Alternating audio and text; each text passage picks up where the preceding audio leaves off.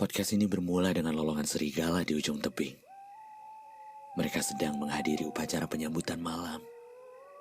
Kutemukan anak tangga yang menanjak, kakiku meraba, melaju, hingga mengantarkanku menuju gerbang kastil dengan dua pengawal di sampingnya.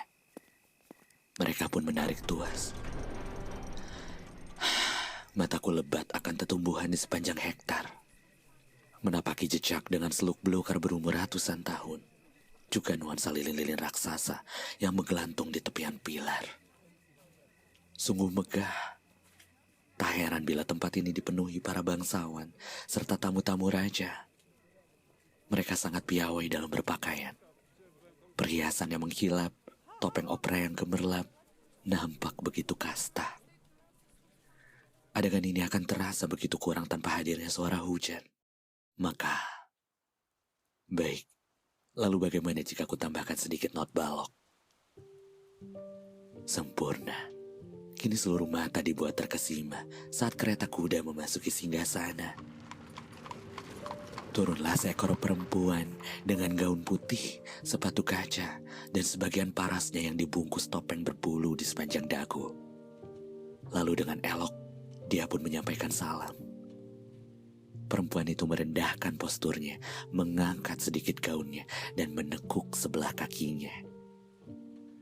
Aku berdiri tepat di poros matanya yang lurus. Lalu terpatung terbawa arus. Ada kesepakatan dalam diam saat kita berdua memutuskan untuk bertemu di tengah-tengah kerumunan. Lalu muncul dua buah cawan cantik yang terlilit serabut akar dari bawah tanah, serta helai daun yang di setiap lembarannya mengalirkan anggur. Kita menyilangkan tangan, meneguk mabuk, kemudian bersama-sama menyaksikan benda langit menembus atmosfernya. Ialah bulan yang memperpendek jaraknya, turun sepertiga lebih dekat dari biasanya. Bulan menjadi satu-satunya lampu pemancar, menyala, menerangi kita berdua, hanya kita berdua. Dan yang lainnya lenyap dalam senyap.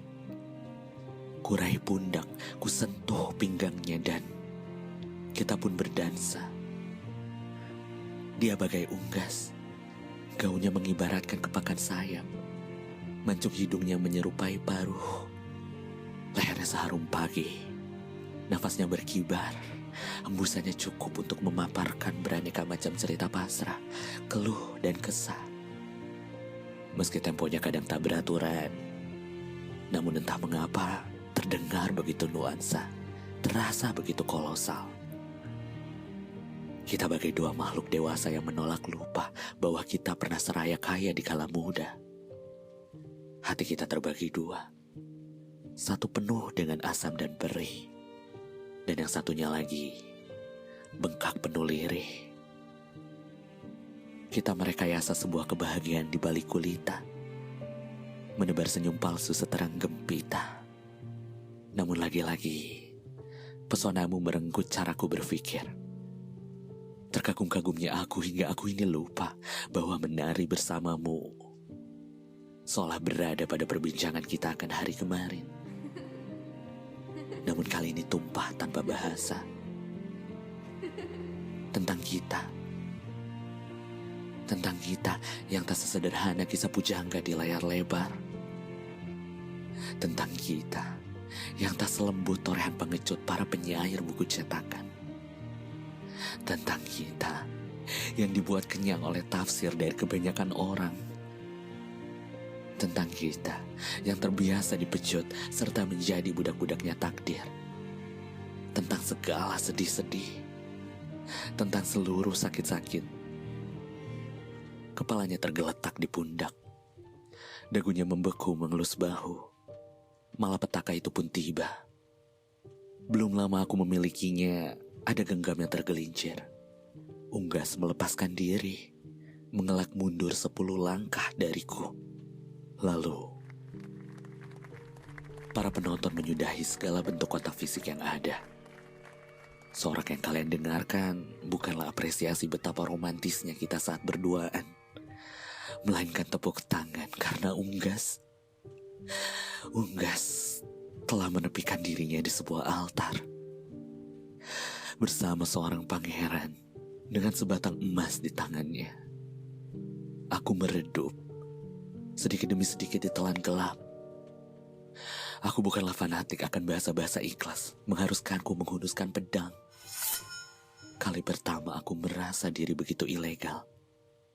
Oleh karenanya, Paduka Raja memerintahkan seluruh barisan prajuritnya untuk menghujaniku dengan busur panah. Tepat di panah yang ke-10, aku berlutut. Dan suara alarm berhasil membawaku kembali ke Masehi. Menyadarkanku bahwa sekarang kita berjarak beribu spasi. Dengan kelopak mataku yang terbuka, aku kembali mengingat bahwa tadi malam aku sempat menghadiri sebuah acara resepsi. Sebuah acara peresmian antara pria itu dan kamu. Kamulah angsa di malam itu yang pernah membuatku mematuk rasa, kemudian menelanku mentah-mentah hingga binasa. Ini Melan tanpa kolis, yang lagi-lagi mati dalam perkara hati yang tertulis. Aku terbangun dari tempatku terbunuh, dengan nadi yang masih berdetak di pembuluh. Di Bandung tanpa kamu yang ke-10,